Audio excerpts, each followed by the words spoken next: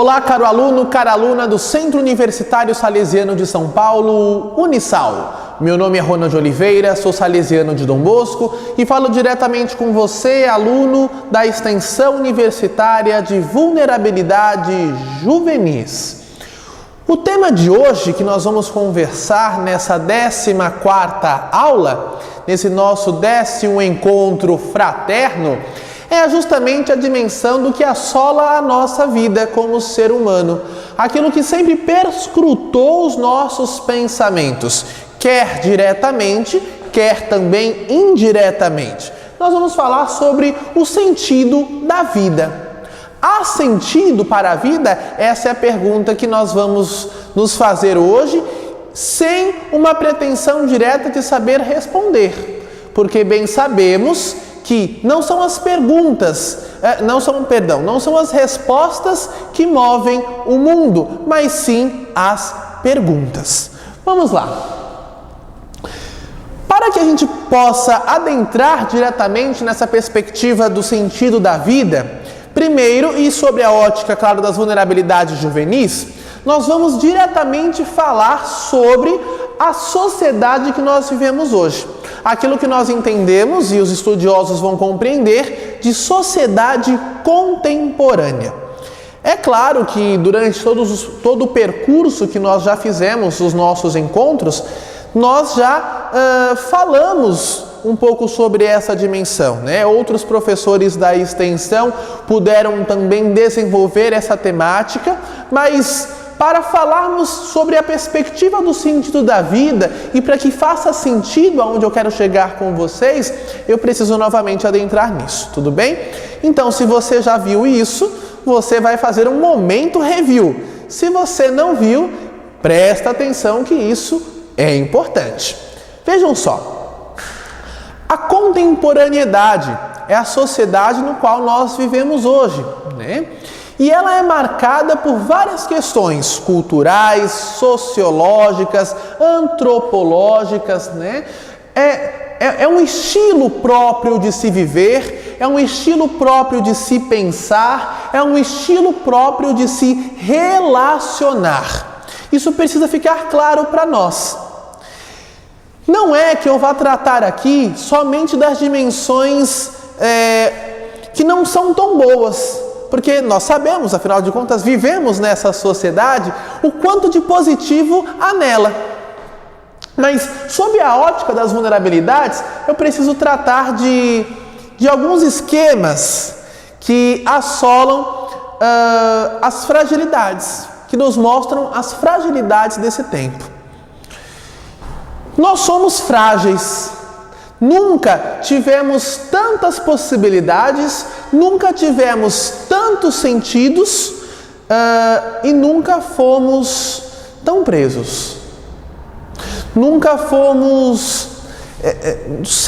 É uma sociedade marcada pela perspectiva de estarmos sempre fortes, estarmos sempre bem.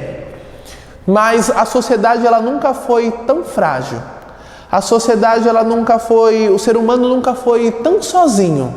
O ser humano nunca se colocou num patamar tão isolado como nós vivemos hoje. Ronald, o que é que você quer dizer com isso? Sabem que nós vivemos uma época do avanço da medicina, do avanço da tecnologia, e em contrapartida, olha que interessante, é a sociedade que mais morrem jovens pelo suicídio. É a sociedade que mais se apresenta com depressão.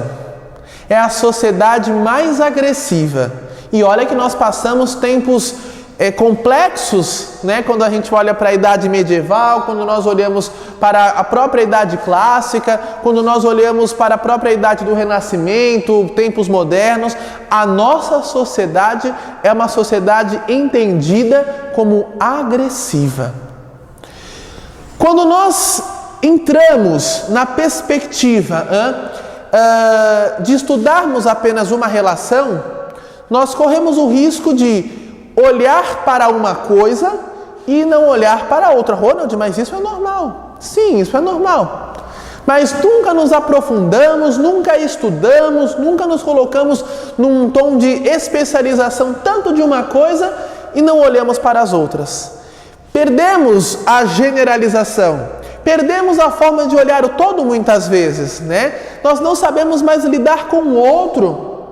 Nós estamos cada vez mais dentro da linha da internet, cada vez mais intelectualizados e cada vez mais antissociais. Estamos cada vez mais dentro das redes sociais e presencialmente estamos nos tornando analfabetos. Ronald, sim, cada vez mais analfabetos. Nós temos dificuldade de prolongar assuntos. Nós temos dificuldade de prolongar uma conversa. Nós temos dificuldade de terminar um relacionamento presencialmente. E somos doutores em escrever. Vejam as redes sociais, talvez algumas brigas que nós travamos pelas redes sociais, jamais seríamos capazes de traçar presencialmente. Sim, a nossa sociedade é uma sociedade com medo. Dentro dessa perspectiva ainda das nossas separações, das fragilidades, né? E desses entendimentos, só para poder a gente entender essa fragmentação que eu tratava anteriormente, a gente pega algumas novelas de época e a gente vê o quê?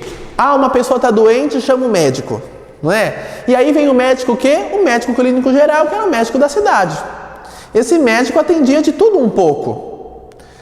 Hoje nós temos os especialistas, que são muito bons, né? Nós temos muito mais seguranças no trato, porque eles são especialistas na área.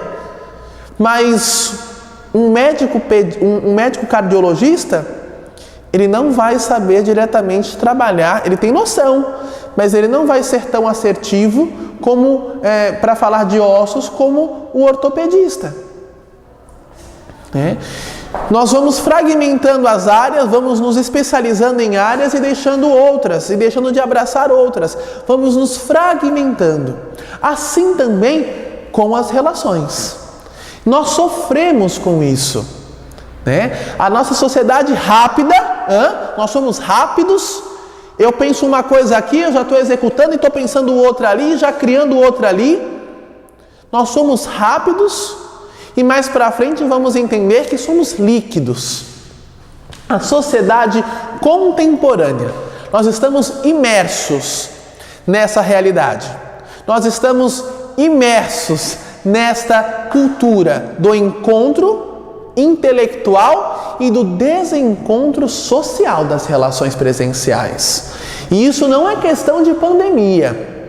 A pandemia, ela vai apenas nos mostrando algumas coisas, vão nos evidenciando algumas coisas que já eram vividas antes desse mal humano, né? As fragilidades da nossa sociedade, como eu já estava falando para vocês. Nós vivemos essa perspectiva da fragilidade justamente nas dimensões, sobretudo afetivas, e é essa que eu quero tratar com vocês hoje, que vão nos dar sentidos. Porque Aristóteles vai nos dizer claramente que o ser humano é um ser humano de relações políticas. Nós precisamos do outro para sobreviver. Nós precisamos do outro para nos relacionarmos e sermos felizes. A felicidade não se consegue sozinha. Eu preciso do outro para chegar à felicidade. Porque o pensamento grego, e é o pensamento que fundamenta o pensamento ocidental, vai nos trazer, vai elucidar justamente essa perspectiva da importância da polis, da importância da sociedade para o desenvolvimento humano, da importância do convívio social, do convívio comum ali na comunidade para a vivência. Então, você vai começar a perceber o quanto nós estamos afastados dessa dimensão social. Como é mais fácil, e eu já disse isso, como é mais fácil eu falar com alguém pelo celular, pelos aplicativos de mensagens instantâneas, do que falar pessoalmente. Eu posso e estou conectado com gente do Japão, da China, mas eu não sei falar com a pessoa que está do meu lado.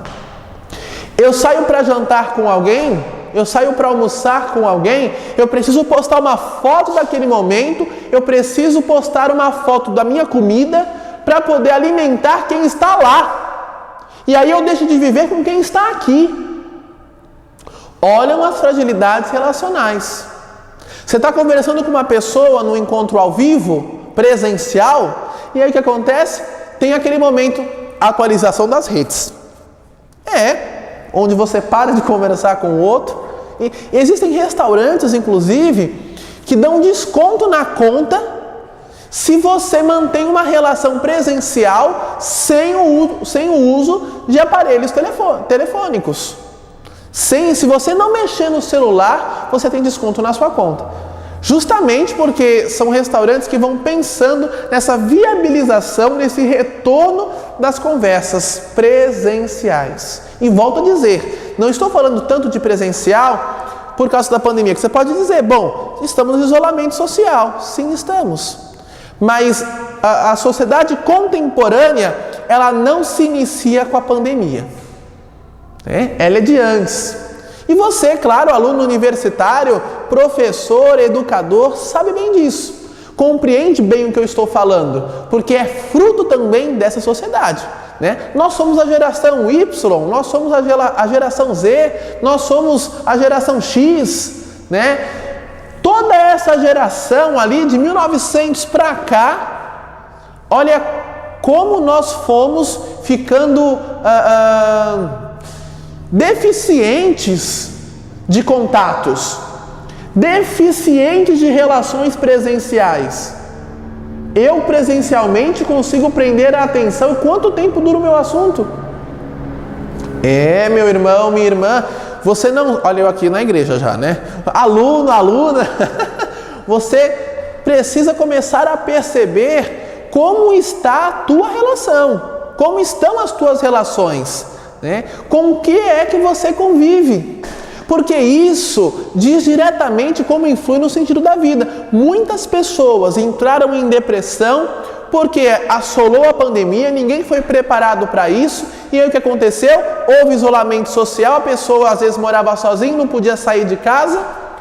E aí ele teve que estar em contato com ele mesmo. Nunca nós tivemos tantas possibilidades de confronto conosco mesmo e nunca tivemos tanto medo de nós mesmos. E aí, quando nós entramos em depressão, coloca-se em xeque justamente o quê? O sentido da nossa vida. Vamos continuar. E aí Zygmunt Bauman, um sociólogo, famosíssimo nesse mundo contemporâneo, ele vai traduzir como a sociedade contemporânea é uma sociedade das relações líquidas. Tudo passa na nossa vida, até uva passa, tudo passa, tudo é supérfluo, tudo é raso. Nós temos a deficiência de aprofundarmos as coisas. Eu vou numa balada, fico com 3, 4, 5, não sei nem o nome da pessoa, porque eu faço uma falsa experiência de carpe diem. Eu vivo intensamente o hoje, sem olhar na perspectiva do amanhã, porque nós não vivemos mais em fases metafísicas, Com a morte de Deus lá em Nietzsche, Deus está morto, nós vamos vivendo a experiência tanto das quedas metafísicas. O ser humano não tem mais o interesse pelo amanhã, na perspectiva do olhar transcendental, do olhar além, mas ele tem a perspectiva de olhar o hoje, porque o hoje é palpável. Então eu preciso, em algumas instâncias, e assim as novas gerações pensam muitas vezes, eu preciso extravasar o hoje porque eu vivo numa incerteza do amanhã. Eu não sei se amanhã eu estou vivo, eu preciso fazer tudo o que dá na telha hoje. Então, há-se a queda lá no Renascimento, e a gente traz isso culturalmente, da descredibilização e das quedas institucionais. Então, aquilo que me prende, aquilo que me faz me amarrar, eu estou fugindo. Aquilo que me compromete, eu estou fugindo. Então, para que namorar, para que casar se eu posso ficar? Para que viver uma experiência eclesial de comunidade se eu posso fazer tantas outras coisas? Por que eu posso... Bom, para que eu vou fazer uma faculdade e se eu não gostar... É muito isso. Eu acho que muita gente já viveu essa experiência que eu vou contar agora. De começar uma faculdade, não gostar, eu sou jovem, eu começo outra. E aí vai fazendo isso com 2, com 3, com 4 faculdades. E aí a pessoa não vai se encontrando na vida. Porque nós não sabemos, e essa é uma das fragilidades da sociedade contemporânea, nós não sabemos lidar com a perspectiva do sofrimento. O que é o sofrimento? Eu quero oásis, eu não quero deserto. E nós não sabemos mais olhar a perspectiva do sofrimento como uma perspectiva de crescimento. O sofrimento é inerente à vida humana. E nós crescemos demasiadamente na maturidade após cada processo de sofrimento. É como se fosse um diamante e uma lapidação desse diamante. O ouro é testado no fogo, já diz tantas literaturas. Isso precisa ficar claro para nós, porque isso nos abre os horizontes em relação também ao trabalho com os nossos jovens vulneráveis.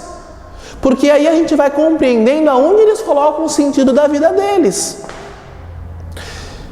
Nós entramos, a gente certamente já deve ter ouvido, vocês ouvido muitas vezes, quando nós dizemos assim, hoje nós pensamos muito mais no ter do que pensar no ser.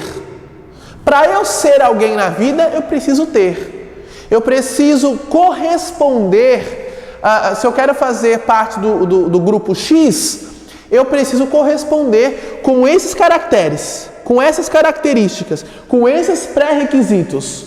Senão, eu não posso fazer parte desse grupo da minha escola, eu não posso fazer parte dessa liga acadêmica, eu não posso fazer... Olha a fragmentação. Nós falávamos antigamente das tribos juvenis, existiam as tribos dos surfistas, a tribo dos emos, a tribo da Luluzinha, das patricinhas, dos roqueiros. Hoje, a questão ela é mais ampliada, mas ela continua fragmentada. Relações líquidas. Nós não conseguimos nos aprofundar nas conversas, nos relacionamentos. E aí os antigos vão dizer, quem não tem raiz, quando vem a chuva e o vento, leva embora. E aí, antes de falar do vazio existencial, nós vamos juntos assistir um vídeo que vai retratar as questões do campo de concentração de Auschwitz. Vamos acompanhar juntos. Что до конца дней своих мы будем рассказывать об этих ужасах. Хотя прошло столько времени, и можно и забыть, это не очень приятно всем, да? Но мы как бы и простили, мы нашли в себе силы простить немецкий народ. Ihr seid frei, frei für immer. Die 2819 Insassen befreite die Rote Armee aus diesem Lager.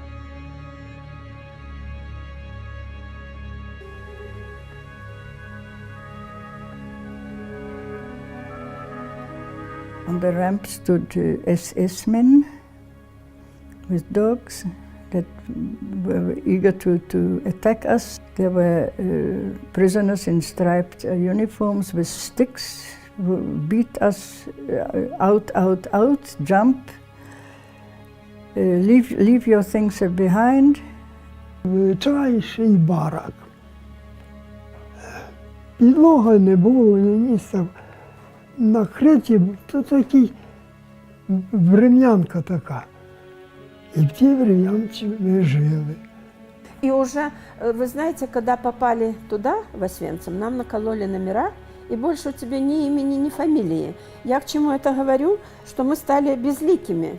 My number is 73,305, which I had to shout twice daily at counting. Zählappell. и этот апрель длился часами. И там было очень тяжело стоять, будто дождь, будто снег.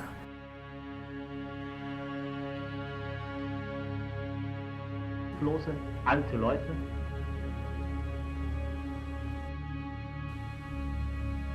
Und so fand sie die Rote Armee.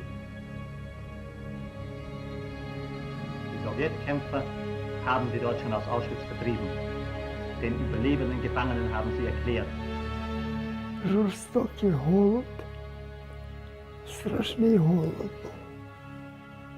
Так давали мисочку таку маленьку зупи на цілий день і все. І ні хліба, ні нічого. Отак. My father died from hunger.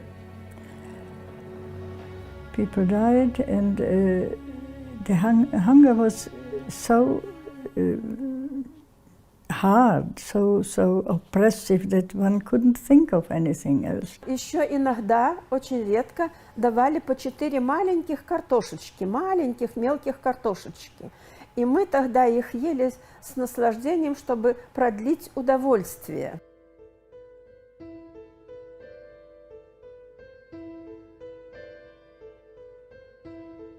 Jeder denkt doch, geht baden, zieht sich doch aus. Nackig sind sie doch alle reingegangen in die Gaskammer. Und sind nicht mehr rausgekommen. І той дим такий день і ніч горів. Air was full of ash like snow from the smoke from the chimneys.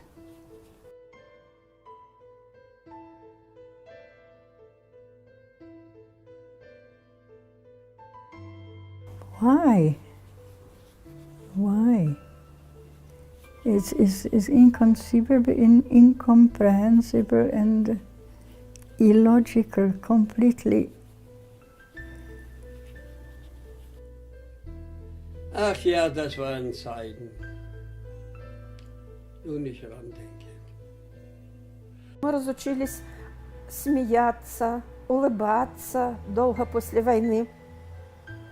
Вот. Ну и душа обросла страхом.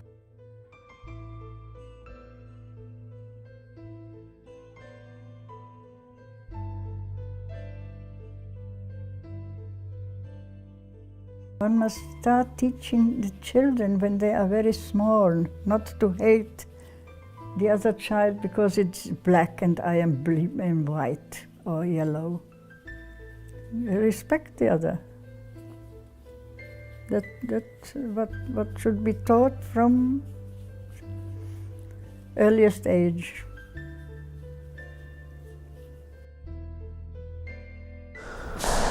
Muito bem, caro aluno, cara aluna do Centro Universitário Salesiano de São Paulo, Unisal. Esse vídeo, de fato, é muito forte, né? Esse vídeo ele vai mostrar diretamente os limites, né? Uma situação de vulnerabilidade limite no qual muitos seres humanos, muitos homens e mulheres, crianças, foram submetidos. E por que trouxe essa experiência para vocês? Porque vou entrar diretamente numa ciência que foi pensada, justamente uma escola psicológica que foi pensada diretamente dentro do campo de concentração, que é a logoterapia. A logoterapia, ela foi pensada por Viktor Frankl, um médico psiquiatra que viveu no campo de concentração, né? E essa ciência, entre tantas outras coisas que ela atribui, ela trabalha objetivamente a questão do sentido da vida, né? E ela nos ajuda a perceber e a nos perguntar várias questões acerca dos nossos comportamentos, porque ela faz parte de uma área maior da psicologia chamada fenomenologia. Como os fenômenos externos, eles podem se relacionar com a nossa vida interior, com os nossos aspectos internos e como é que nós respondemos a isso. né? E aí eu posso entrar diretamente com vocês na questão do vazio existencial, porque essa é uma terminologia própria de Viktor Frankl, né? O vazio existencial, ele possibilita ao ser humano algumas questões, né? E aí nós vamos entender na linguagem popular, quando nós dizemos assim, o vazio existencial é como se fosse o fim do poço para muitas pessoas. O fim da linha para muitas pessoas. É onde a gente não consegue mais achar sentido. A gente não consegue achar mais sentidos. A gente não consegue enxergar mais luzes. É tudo escuro. Perde-se o sentido da existência, né?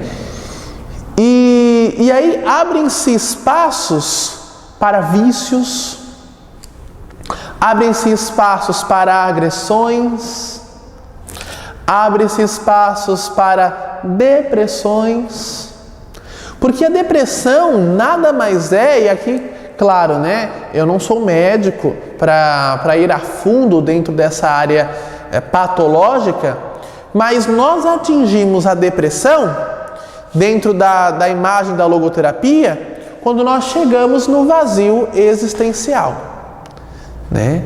Nós perdemos os sentidos, nós perdemos a capacidade de transcender.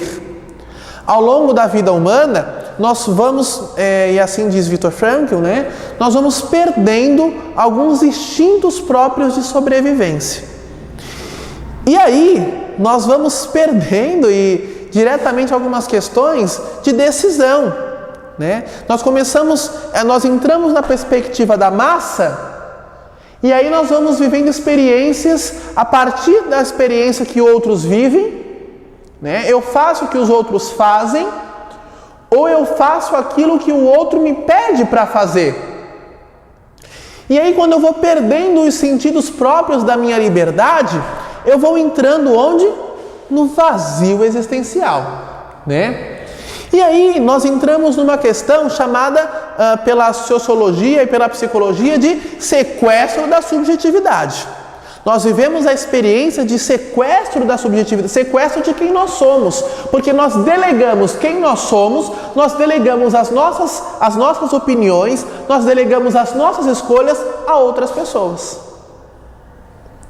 Para pensar, por exemplo, num relacionamento de namoro, né? Quando você está ficando com uma outra pessoa. Às vezes você deposita tudo de você nela.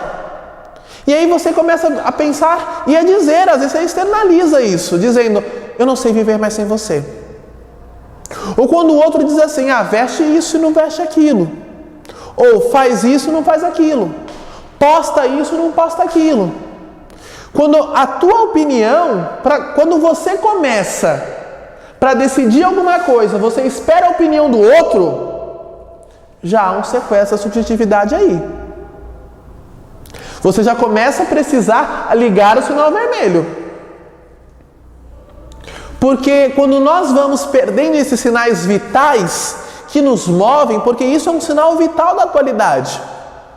Isso é um sinal vital da nossa liberdade. Quando nós vamos perdendo a oportunidade de escolher, nós vamos sendo violentados subjetivamente, né?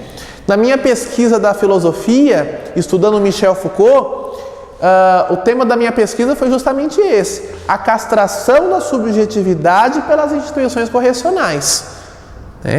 O quanto que nós preparamos os nossos adolescentes, os nossos jovens para a dependência e não para a liberdade. Por isso que eles voltam para a realidade criminal. Por isso que eles voltam, eles caem, né? Eles reincidem no sistema criminal e voltam a infracionar. Muitas vezes porque eles não são educados para a liberdade, eles são educados para a dependência. Para a dependência do Estado, que não consegue atender todas as demandas, e aí dentro dessa lógica, desse ciclo vicioso, né, se ficar tem aquele ditado, né, se correr o bicho pega, se ficar o bicho come, não é um negócio assim? Eu não tenho para onde correr, eu caio novamente. Então, o vazio existencial, o sequestro da subjetividade. Nós precisamos nos perguntar acerca disso. Porque por isso que muitas pessoas começaram a sofrer nesse tempo de pandemia. Porque elas viviam envoltas de pessoas que decidiam por elas. Quando elas se deparam sozinhas com elas mesmas, elas não sabem lidar com elas mesmas, aí elas se lascam. Aí elas caem no vazio existencial. E aí pernas para quem te quer. E aí você pergunta, e o sentido da vida?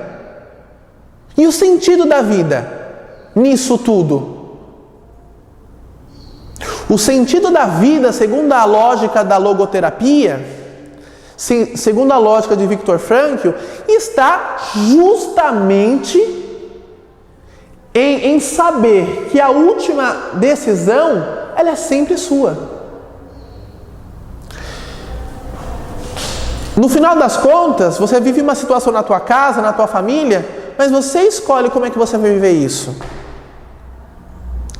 Você vai dando motivações, você vai atribuindo valor para aquilo que você está vivendo, para aquilo que você vai viver.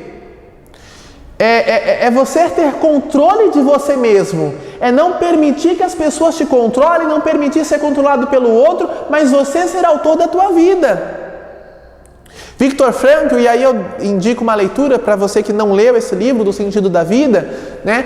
As 100 primeiras páginas do livro do Viktor Frankl, O Sentido da Vida, ele vai desenvolver acerca do tempo em que ele viveu no campo de concentração de Auschwitz. Depois, a partir da página 101, aí ele vai dando um pouco... Ele vai explicando um pouco também ali das técnicas da logoterapia. Ele vai conceituando aquilo que ele chama de logoterapia. Mas ele vai dizer que quando ele chega em Auschwitz, ele chega com vários escritos. Ele chega com vários escritos. E aí ele vai precisar deixar esses escritos na mão dos nazistas. E ele diz que uma das grandes motivações dele para continuar vivo dentro do campo de concentração, mesmo comendo pão que o diabo amassou, foi reescrever esses escritos. Reescrever aquilo que ele tinha trazido. E conseguir tirar do campo de concentração. Perceba, cara aluno, cara aluna, as motivações. São as motivações que nos movem. Por isso que no primeiro dia de aula, no nosso primeiro dia de encontro, eu sempre pergunto, qual é a tua motivação? Por que você está aqui fazendo esta faculdade? Por que você está aqui fazendo esse curso de graduação? Por que você está aqui fazendo essa extensão universitária? Essa pergunta não é para encher linguiça. Essa pergunta está aí, justamente, ela é mais para que você se responda do que para mim mesmo. É para mim porque eu preciso também saber em que terreno estou pisando, eu preciso saber o quanto de consistência eu tenho dentro da sala de aula, mas ela é também para você. Porque você precisa se responder acerca das tuas motivações, aquilo que te move. Qual é o teu horizonte de vida? Qual é a tua perspectiva de futuro? Como é que você se vê daqui 5 anos? Aonde você se vê daqui 10 anos? Sim, tudo isso acomete a dimensão do sentido da vida. Eu não sei se eu já contei em aulas passadas, mas acompanhando jovens na dimensão das medidas socioeducativas, uma vez me encontrei com um jovem, nome fictício Bruno, me encontrei com o jovem Bruno, e aí falei para ele, e aí Bruninho, preparado para a liberdade? Que eu sabia que ele ia sair 2 dias para frente, E aí ele me falou assim, Ronald, eu já estou livre. Tem gente que está lá fora e está preso. E tem gente que está atrás das grades e está livre. Talvez esse menino ele não saiba a profundidade do que ele disse. Mas o que ele disse é muito verdade. Essa questão da dimensão da liberdade é que nos atribui o sentido da vida. Desde que ele não permitiu, olha o poder da resiliência, psicólogos, ele não permitiu que a frieza de uma cela, os contornos de uma grade, ditasse aquilo que ele pudesse ser. Ele conseguiu transcender isso. Essa é a dimensão do sentido da vida, do poder de escolha. Quando eu consigo transcender, quando eu consigo olhar além, né? Como eu disse, a liberdade de escolher. Quando eu me entendo autor da minha história, autor da minha vida, e quem precisa dar passos em relação à minha vida sou eu mesmo. E que eu não posso delegar isso ao outro. A última experiência de decisão é minha. E eu preciso criar consciência disso. E eu não posso nem alugar, nem vender e nem permitir que me sequestrem esse meu direito. Porque é isso que me dá sentido, segundo Viktor Frankl e a logoterapia. E por fim, aí nós vamos finalizar esse momento, Viktor Frankl diz: quando a situação for boa, desfrute-a. Quando a situação for ruim, transforme-a. Quando a situação não puder ser transformada, transforme-se. Percebe? Atrás disso tudo está o quê? O poder de escolher. O poder de como nós estamos nos relacionando conosco mesmo e a partir desse momento de entendimento de nós mesmos, como é que nós vamos olhar para o externo. Como é que nós vamos lidar com o outro e com a dimensão exterior do mundo. Né? Isso é muito forte. Né? Porque falando de sentido da vida, toda vez que eu falo sobre o sentido da vida, toda vez que eu aplico essa aula de sentido da vida, eu me pergunto acerca das minhas motivações. Eu pergunto acerca das minhas escolhas. Porque toda escolha há uma consequência. Né? Assim também com os meninos vulneráveis. Assim também com você. Então nós precisamos pensar acerca disso. O sentido da vida precisa estar na nossa mente. Por isso que muitos psicólogos vão desenvolver especializações sobre projeto de vida. Muitos profissionais vão trabalhar dinâmicas vocacionais para a gente entender qual é a tua vocação, quais são as tuas aptidões profissionais. Tudo isso para que a gente possa responder e fazer os encaixes certos do quê? Do sentido da vida. Então, quando a situação for boa, desfrute-a. Quando a situação for ruim, transforme-a. Quando a situação não puder ser transformada, transforme-se. Pegue as rédeas da tua vida. Qual a motivação que você dá a ela? A você, meu irmão, meu querido aluno, minha querida aluna, meu muito obrigado. Deus o abençoe e até a próxima.